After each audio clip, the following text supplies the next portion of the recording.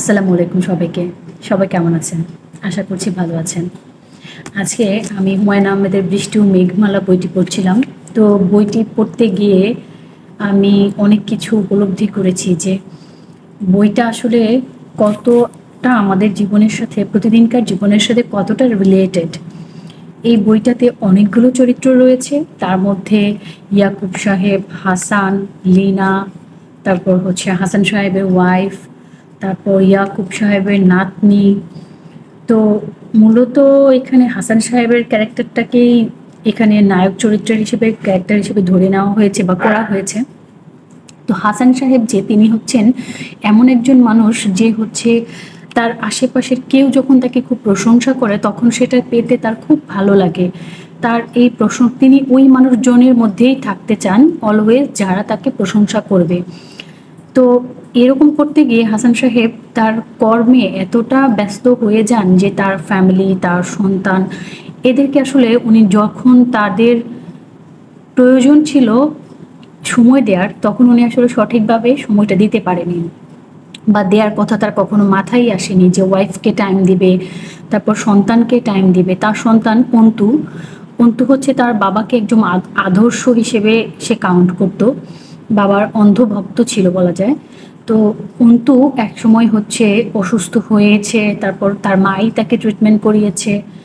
বাবা আসলে দেখে গিয়েছে যে জ্বর শরীর বাচ্চাটার, সারাদিন পরেও বা রাতে যখন বাসায় আসলো তখন আর তার মাথায় ছিল না যে তার বাচ্চার জ্বর, আজকে ডাক্তার দেখাতে যাওয়ার কথা ছিল, সে আসেইনি বিকেলবেলা, সকালে বলে গিয়েছিল যদিও। তো এরকম কিছু সিনারিও আমরা দেখতে পাই যেগুলো হচ্ছে আমাদের প্রাত্যহিক জীবনের সাথে অনেক বেশি আঙ্গাঙ্গিকভাবে জড়িত। আমার মনে হয় প্রত্যেকটা বিবাহিত পুরুষের এই বইটি একবার হলেও অবশ্যই পড়া উচিত।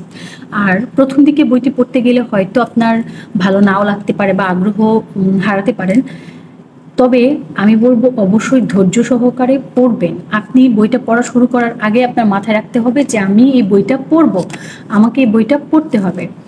এই সেন্স নিয়ে যদি আপনি পড়তে যান তাহলে অবশ্যই আপনি অনেক বেশি ভালো লাগবে আপনার আর কি।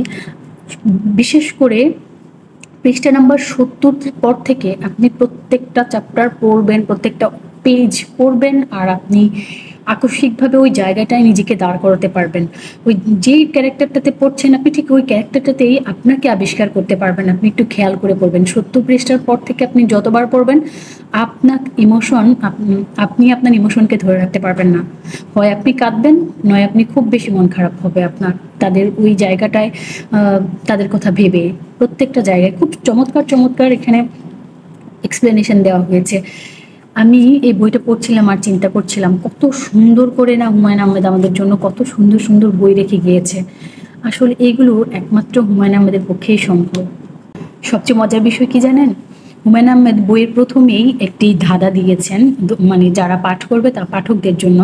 সংসারে এমন জিনিস কিবা আছো বলো, লইতে না চাহে তারে মানব সকল, কিন্তু তাহা সবে পাবে অতি আশ্চর্য, বলো দেখি বুঝি তবু বুদ্ধির তাৎপর্য। এই ধাঁধাটা দিয়ে পাঠকদের জন্য তিনি বইটা শুরু করেছেন। বইটাতে যে কেবল দুঃখের কাহিনী তা কিন্তু নয়, বইটাতে কিন্তু চমৎকার আনন্দের বিষয় রয়েছে। এমন কিছু সম্পর্ক আমাদের মাঝে গড়ে ওঠে যেগুলোর আসলে এক্সপ্লেনেশন হয় না।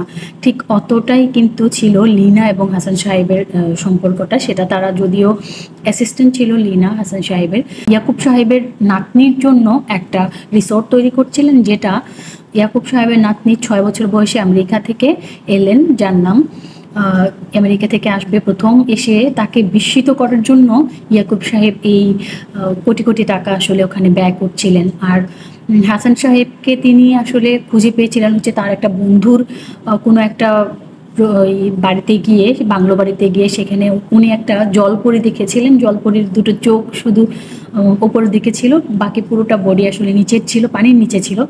সো এই যে চমৎকার দৃশ্যটা, সেখান থেকে উনি আসলে হাসান সাহেবকে খুঁজে বের করে তারপর হাসান সাহেবকে উনি নক করেছিলেন যে তার রিসোর্টের কাজটা উনি তাকে আসলে দিবেন। তো এই যে রিসোর্টটাকে তৈরি করাটাকে কেন্দ্র করেই মূলত এই পুরোটা বই লেখা হয়েছে।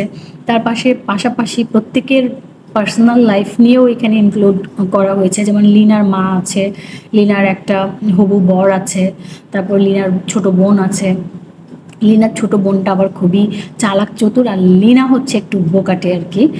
তো এই সব নিয়েই কিন্তু এটার কাহিনী। এখানে চমৎকার জোছনা দেখার কথা বলা হয়েছে। আপনি যখন জোছনার কথাগুলো পড়বেন তখন হয়তো মনে হবে আপনার যে আপনি সেই চাঁদনি রাতে জোছনা দেখছেন, আর হচ্ছে চাঁদের আলো এসে আপনার শরীরে পড়ছে, এরকম এরকম অনেক মজাদার মজাদার কাহিনী কিন্তু এখানে রয়েছে।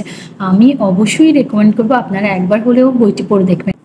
হাসান সাহেব তার প্রাত্যহিক জীবন নিয়ে, তার বিজনেস নিয়ে, অফিস নিয়ে এত বেশি ব্যস্ত ছিলেন যে সে তার ফ্যামিলিকে সময় দিতে পারেনি। তার বাচ্চাটা অসুস্থ হওয়ার কথা আমরা আগে জেনেছি, সে আসলে পারেনি। আলটিমেটলি একসময় বাচ্চাটা কিন্তু তার ওয়াইফ বাচ্চাটাকে নিয়ে ইন্ডিয়া যায়, সেখানে ট্রিটমেন্ট করায়। আর ততদিনই কিন্তু হাসান সাহেব কিন্তু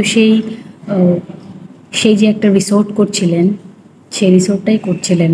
সেই রিসোর্টের বিভিন্ন রকমের আকর্ষণীয় জিনিস করছিলেন, যেন ওই এলেন মেয়েটা যখন বাংলাদেশে আসবে এবং নানার দেয়া উপহার, বার্থডে উপলক্ষে নানা তাকে এই রিসোর্টটা গিফট করবে, সেটা দেখে যেন সে চমকপ্রদ বোধ করে, সে যেন আর আমেরিকা ফিরে না যায়, এখানে যেন থেকে যেতে চায়।